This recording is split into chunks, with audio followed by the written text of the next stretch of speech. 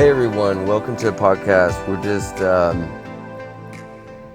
we're sitting here in the middle of a freaking pandemic and trying to figure out how we're supposed to align ourselves and how we're supposed to make some of these things work and in what we do in any of our industries. On this channel we talk about business, we talk about lifestyle, we talk about entrepreneurship, and being on those topics and being somebody that's involved in those things, um, this whole thing that has come upon us has been pretty challenging. I'm lucky enough to be in Nevada, so for now, to continue to operate, but I have relatives and friends in California and places in California that are not able to do that. And there's there's businesses that are going under left and right, and it's just a weird time to be in that place, in that space, especially for me as an independent contractor, right? And this show's really for people like that, in that space: independent contractors, small business owners, artists, um, producers, grinders, people that are out there making things, doing things. And for a lot of us, we take a huge risk to even walk out on that ledge to produce something, to make something, um, to see an opportunity how we can better society and better ourselves, and give people jobs, or you know be able to start some kind of business that gives us more time to um, have the lifestyle that we want to live, and or feeling like you know that taking that next step from working in the industry for a long time to getting into your own thing. And I gotta be honest, you guys, like, I just don't I've always felt like people in that people us in that position kind of sit at the fringes of society, you know which is very weird, because without us, I don't know how things would really run. um I mean, you can't just have a society of workers and politicians, and big business CEOs. You need people in the middle. And a lot of things that we're going to get into on this podcast, on this show, is going to be based on that, and how we make that work. But it's just a funny thing to I've been asked to do this for a year or more, and mostly based on just kind of getting into my perspective on some of these things, being the fact that I've been out on my own, owning and operating businesses since I was 18 years old. And, just 20 years of being in different positions, helping in management systems, and developing education programs, and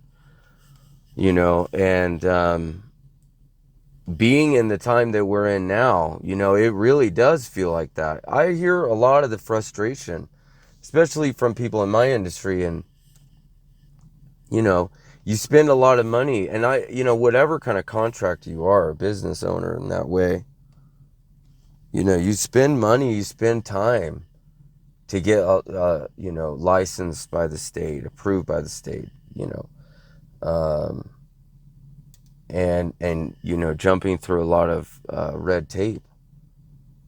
And when this whole thing comes down on us like this, it does feel like, like what a lot of people have said, that they feel like left out. I actually had a newspaper, a few months ago, right before they released us back to work, call and do a phone interview with me, and they were asking me about this, and I was asking the reporter, I said, like, who else have you been talking to, and what's been the experience with everybody's opinion. And she mainly said that a lot of people were really frustrated, and I understand that now they've opened up like some kind of unemployment systems and things like that for contractors and stuff, so that's helpful. But hey, man, that was like 2 months almost without any kind of support. And it does, it just, it, for whatever reason, it was like there was not a lot of attention being put on people in those positions in the small businesses, and for whatever reason, especially in places like California where I live, I just didn't get that, and I still don't get that. I just don't get that feeling. Maybe it's there, maybe I'm wrong, and I'm not looking at this. On this podcast, we talk about entrepreneurship, business, like I said, lifestyle. And so I'm not really interested in the politics of it. As most of us that have to be in the public space have to be non-biased anyways. And so, plus, to be honest, you're going to get jaded. But I just don't. The thing that is frustrating for a lot of people right now, and that I see in general, is just the fact that it just doesn't seem like that there is an advisory board that would represent each industry in which that they want that they are shutting down. And I think if you're in a position that you have a business that is being, hurt by this, I'm sure that you feel similar to that, because, it's nice to go, oh, we'll talk to the scientists. Well, let me tell you something. Economics is also science, and so is psychology. And just talking to disease control experts, that's good. That's fine, because you're trying to figure out what you're doing. But they went on, and when we went back to work, they gave us this sheet, and they talked about trace contacting, and how they wanted you to keep track of all of this stuff in case somebody gets sick, and they can trace it back, and yada yada. Everybody that I've talked to has not been contacted by anybody in those positions to trace anything back to anything. And so it is curious, that that people are making decisions without that knowledge and then calling it science. Because, in my estimation, the way you conduct yourself in a scientific experiment is you collect data. And just collecting data based on testing and looking at where, death rates are, and where, cases are surging, but not really understanding where those cases are surging from. Look, I heard the other day that there was somebody set up, a small festival, and they ended up having 150 people there, and a bunch of people got sick, and and then those all count as cases, and then that affects that county, and now all of a sudden, restaurants, bars, salons, personal care industries are all closed down. I'm not saying specifically because of that, but look, if they're not going to contact trace, then clearly you're going to like wonder why is it, everybody's going to the beach, including myself, by the way, but everyone's going to the beach, yet we should close down this industry that's not even related. And look, I might be, off about this, but I pay attention to this stuff. I talk to clients, and I'm just not hearing it. It's just not there. And it's frustrating to be in that position, to feel in that way. Today we brought, there's people moving over, leaving in large numbers from California to Nevada. And because I live right on the border, I see it. And just leaving the city in general, which is going to change this industry. And I think that everybody's industries. And it's going to change the way business is done. And I look at like the restaurant models and how they've started to do, curbside pickup and takeout and, deliveries and like all of these things that they've completely adjusted their business models for. And look, you're getting PPP loans and you're using it to adjust your business model to that. When this thing is over, it's not like you're just going to walk away and you're going to say, well, that worked for now then, and now we'll go back to the old. You just add it on to your business. So I think that like where I'm at with it is just trying to kind of see the positive in it and trying to kind of understand how can we, anybody in these positions, like take this and like you need to be in that mindset anyways to be an entrepreneur and to be in business and run with that, because that's if you have to be like that. I mean, you have to be able to be nimble, and you have to be, quick on your feet to be able to navigate through all kinds of problems all the time, whether it be staff and employment and, the way you deal with expenses and taxes and all these things. You constantly on your toes as a business owner, whether you're a contractor or you're an artist or whatever you're doing in that space, you have to be that way. So this is just an added thing, and people ask me, all the time, because I have 5 or 6 clients per day. And so this subject comes up all the time, talking about it. How do you feel about it? What do you feel about it? It's the same thing that I say to people that ask me about environmental stuff or politics or whatever. Look, I could, and I say this, my friends, they know what I'm saying when I'm saying this, because they feel the same way. I think most people feel the same way. It's just, I want to care. I could give you some like, mouth out some whatever thing, my, faux opinion on whatever, because I watched something on the news or what. But if you really want to know my real opinion, I just don't care. I want to care, but I don't know. Maybe there's something wrong with me. But I really believe that most people are actually in that space.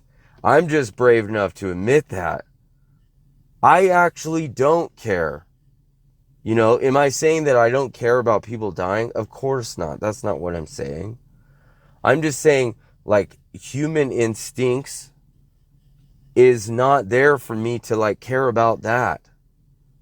I really want to clean up all the plastic in the ocean and solve climate change or whatever the problem is going on.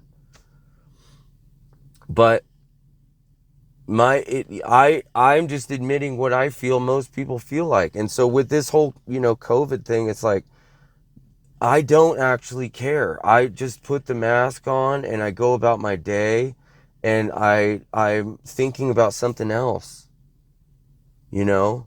I know there's like 10 people on either side that are screaming at each other, but I'm not in that group. And I think most people are not in that group. Most of us are just trying to carry on with our life. You know, whether we have kids or we have whatever's going on, you know, I feel like, you know, listen, think about these people that are on TV. You know, they're sitting there screaming 24 hours a day. And a lot of this stuff, they write this kind of stuff. They go home, that's their job as a journalist. You know, they write it and then they scream at a camera for a couple hours, and then and then they go home and they do it again. What kind of psycho is that you want to sit there and take their opinion on something? Just psychopathic, just every single day. You know, I don't know. I can't do that, you know? It's just not me. I can't do it. I'm busy, you know? I have things to do. And, so I really believe, like, with this whole thing, look, if you're in a place where it's locked down, right? I want to get into some of this stuff because, you know, I was locked down for a couple months and I had to figure out a way. And a lot of things, your hands are tied. But what I think uh, I wanted to get into on this is there was two things. So first is there was and there's an article that sparked this whole thing. A couple articles that I wanted to reference, and it was basically saying why, you know, 3 reasons why or whatever. Why right now is a good time to start your company or start a small business or add on to your business or add on to your company. I added those things on, but I would say, why is it why right now you can be opportunistic, right? Even with, you know, the world crashing down. But like I said, you know, for me, I did the same thing, man. I sat and, you know, screamed and yelled in the bedroom with my pajamas that I've been wearing for a week on. I totally did it. Yes, I went through the stages of grief, absolutely. But but once I came out of that, you know, I started to wake up. I got to the computer and I started to work. And I realized, man, you know what? Actually, this is a good time to this is a good year. Like, it's almost like I was saying to my brother, you know, this year is like a wash, you know? Just like if you don't have to try to hit certain numbers or certain things this year, if that's all gone and we're all leveled out, it's actually kind of a great way to be because now we're all leveled out to the same. You know, what would piss me off is somebody was doing better than me and I was restricted. Now, now we're going to have problems. But because we're all flattened out, it's like, and that the year is a wash, you could just be like, man, fuck this year. Then you can kind of use it as a way to take advantage of something to see, you know, maybe even reflection, you know, time. Because I've done a lot of that too. Just like kind of look at my business and say, man, I'm not doing good in this particular area, you know. What other things is wrong? And then, you know, start to see that and start to correct things and get on my website, my booking system, and kind of clean that up and try different things. That's the biggest thing. If it's a wash, then it's kind of like I can try different things. Maybe I'll try to put my services like this way or that. And I think that now that moving on, moving on from, into this whole thing is us in service are getting hammered, right? And so, and I know also because I make product as well that it is a difficult time right now to get certain supplies, and there's a lot of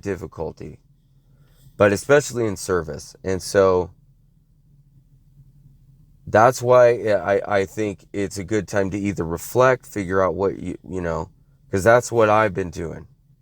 And I'm going to spend the rest of the year doing that. But also for me to really realize that, you know, there's problems in the model of just basing my entire business on service. Now, I worked at this place in Santa Cruz years ago when Aveda and Bumble, these were the top brands at the time, and they had both of them. And the guy told me we had 17 stylists, and he was making 50. This was back when you could actually get people on commission. These days, everybody is on rent, so it's a lot harder as a salon owner to make any freaking money. But these were like, you know, the gold rush days. And he was making 50% out of 17 stylists. And he told me that he could shut the entire salon down and just sell product and still make a profit. I really think about that now.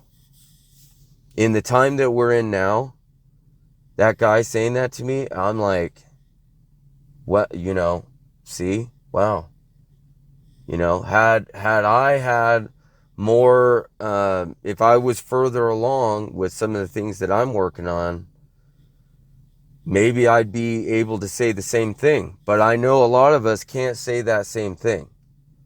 That we don't have a product. You know, say you're in a restaurant, you know, there's other things that you can sell to the public other than just food, you know. But that has to do with, like, do you have a good brand? Is there, you know, is it novel almost? Is it something that attracts people to come, that they want to wear your t-shirt or whatever it is? And there's a lot of businesses that can add those things on, right? And so that's the time. So what I really wanted to circle back to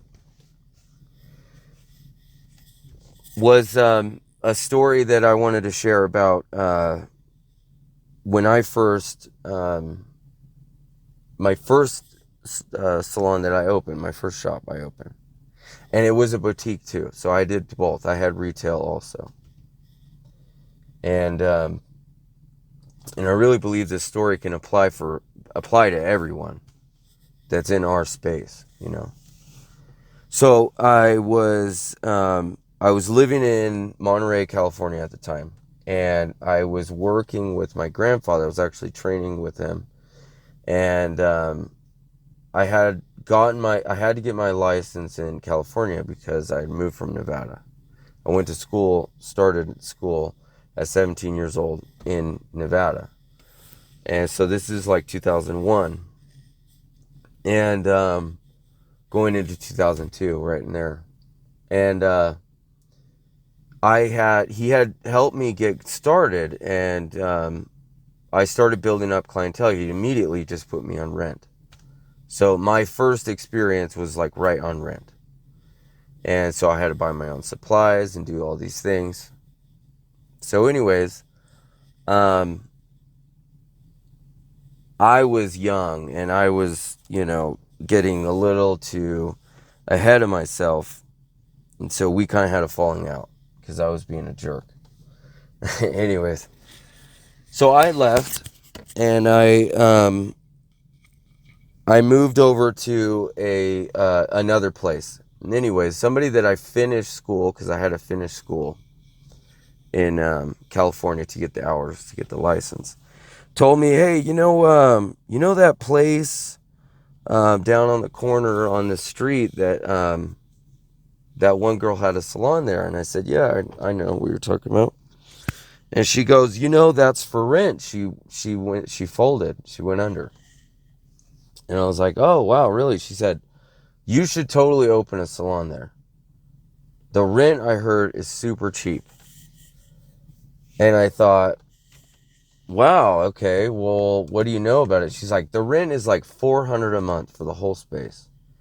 And I was like, okay, now I'll give you a little back thing here. This area is outside Monterey towards Seaside area, which is a little bit different now, but it was a little rough in that area. And And so, you know, all the retailers, whatever, and everything, they wanted to be in Monterey where all the tourists were. So, but anyway, so she says it's like 400 months. I'm like, man, I pay more for that, you know, right now renting a chair, just working part-time, and I could have a whole salon. I'm like, wow. So I go look at it, you know, total dump, right? Ridiculous amount of work this place needs. But I look at it and I think, God, you know, maybe I could do this. But you know, I just had a kid. He's like 1 year old kid, and you know, I'm 20 years old. Um, and so my ex worked at this restaurant, and this guy that was the owner of the restaurant is this Indian guy, really savvy business guy. And I used to talk with him all the time. He was very nice. So I go in and I tell him, you know, oh man, there's this opportunity for me, but I don't have any money. And I'm doing this like complaining thing. Like, I don't have any money. I can't do it, you know, whatever. I'll just do my own thing. I was kind of complaining, and he goes, okay, well, I have my checkbook. Tell me exactly what you need, dollars and cents, and I'll write the check right now so you can open your business. Tell me exactly what you need and show me if you can bring back the documents to show me how you got to those numbers. And I'm like stunned. He like totally caught me off guard. And so I was being a little defiant, and I'm like, you know, it's just a lot. I don't know off the top of my head right now. It's just a lot. And he goes, look, there's the problem right there. You're making decisions without actually having any kind of work put into it. You know, he's like, what do you do at night? You just sit there, watch the TV. Like, why don't you, if you really want to do this, why don't you put some work in and actually, you know, show that you are trying to do something rather than sitting there and complaining. Anyways, the point of the story you obviously understand, but it's something that I've held on with me because he was fucking right. He was 100% right. Even if I didn't have the money sitting in the bank, even if I was just like barely skating by, I should put the work in before I start. If I really want it, you know, and this comes down to faith, right? Faith in entrepreneurship is very important. I don't know that you can start a business, be in business, be an artist, be, you know, a musician, anything in the creative space without having some sort of faith, right? It's just, to me, it's not possible. But I just, I just started working on it, you know, because I knew he was right. I was like, okay, I'm gonna take his advice. I'm gonna do it. I'm gonna do it every night. I'm gonna put the baby to bed.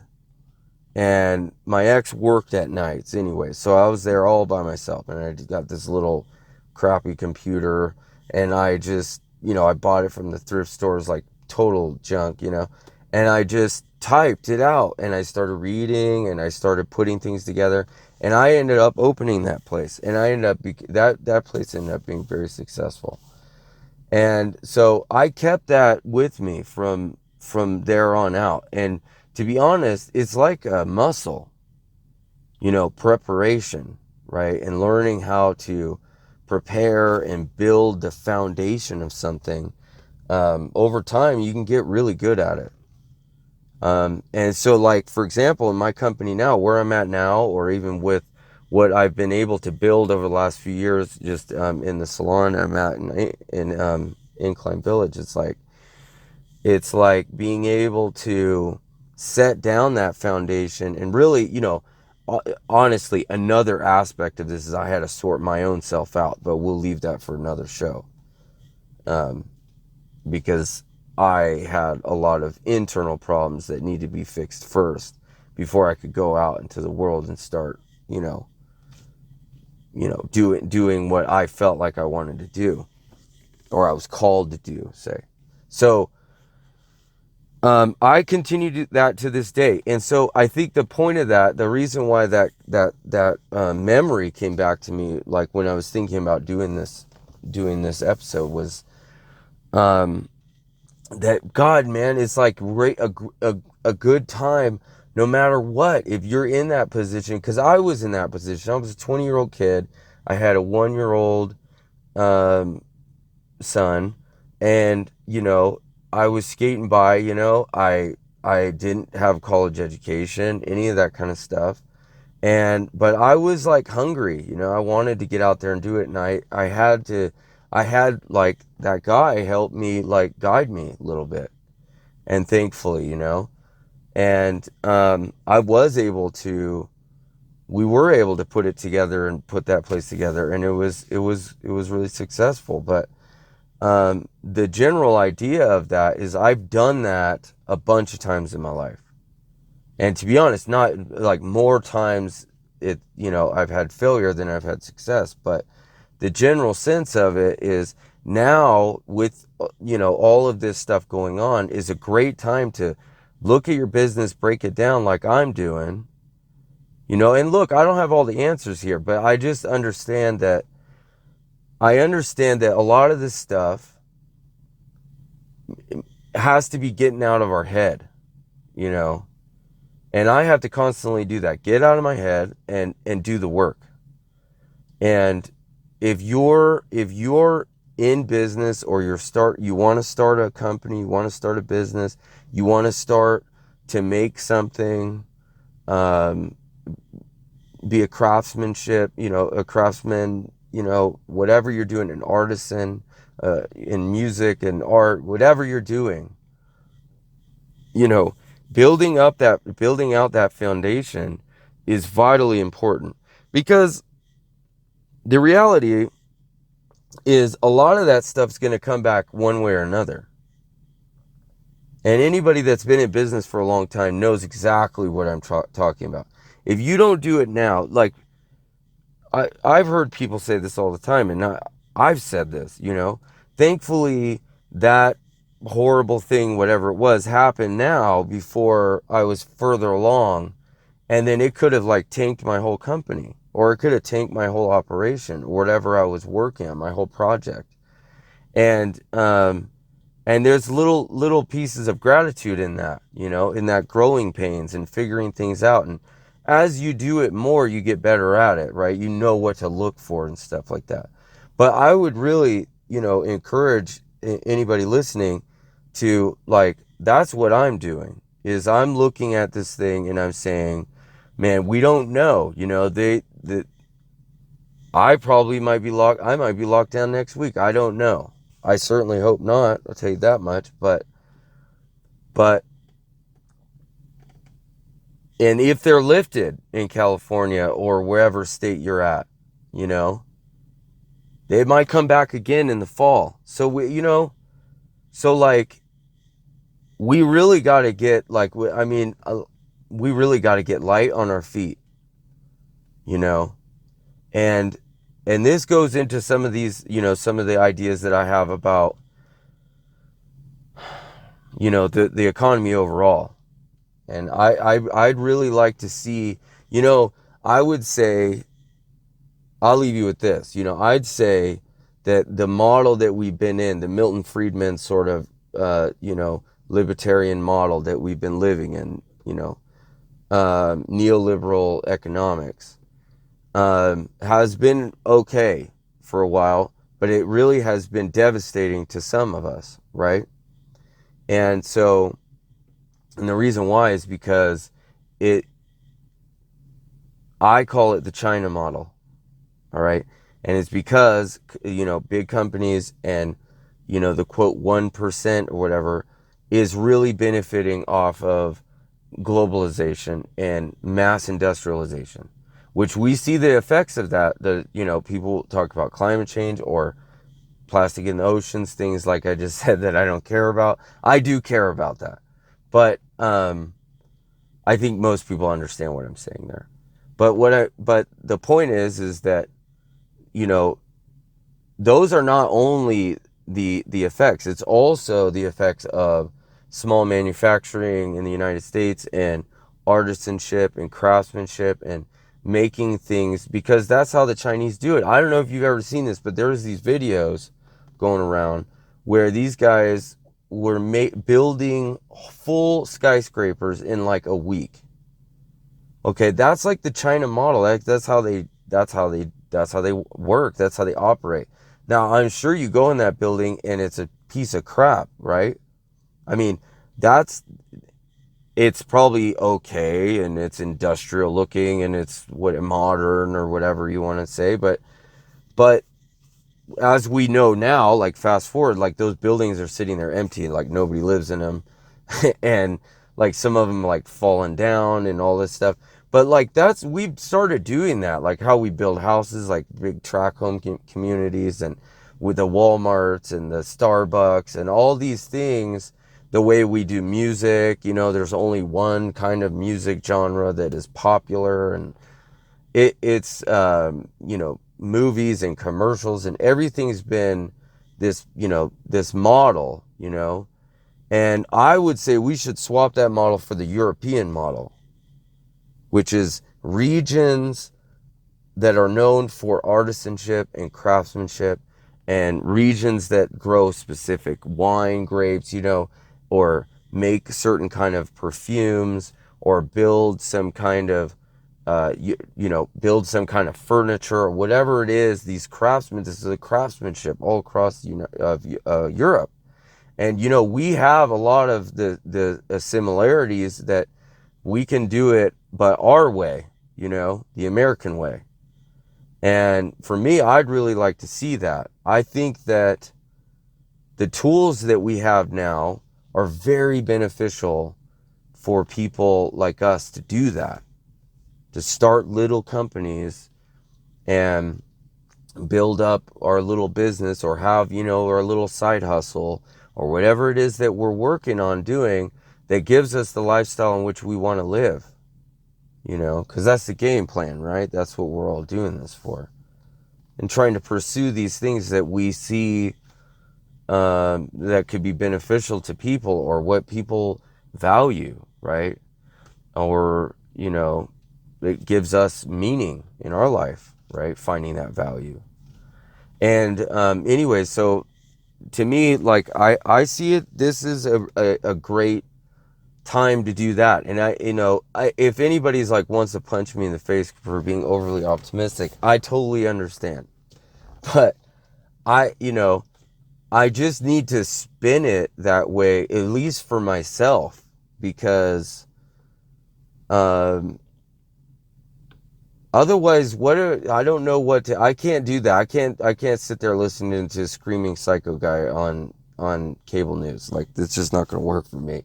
I choose to do this way.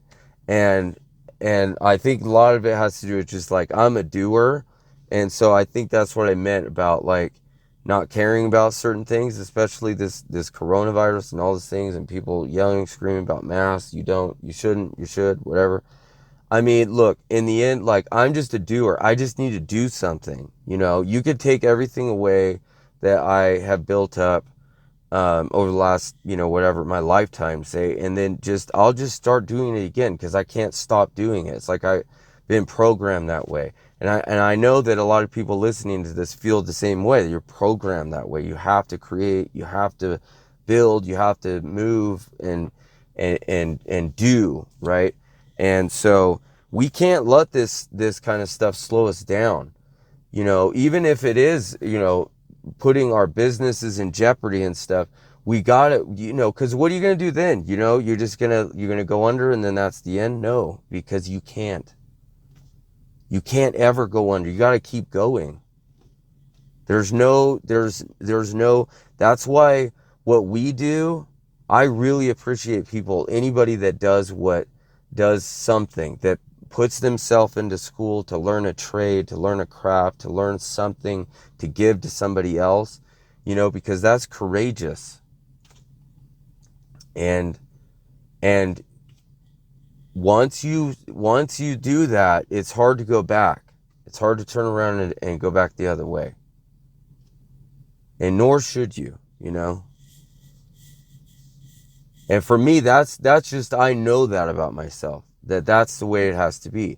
Thankfully, I'm in a good marriage where my spouse, my wife understands that, because the relationship I was in before definitely didn't understand that, right? Was completely against that, you know. For us, having the security and the white picket fence and the golden retriever, that's not us, right? We don't do that. Okay, for us, it's about trying to build what we can build. And we can't for me, I can't let this whole thing stand in my way of that. I have to constantly find something to do, because that's the meaning of my life. And so we'll leave it with that. And I got a couple of really exciting shows coming up with some guests. So, stay in touch with me. Keep connected. If you want me to talk about any specific subject, just send me over some suggestions. And thank you so much for listening. Have an awesome day.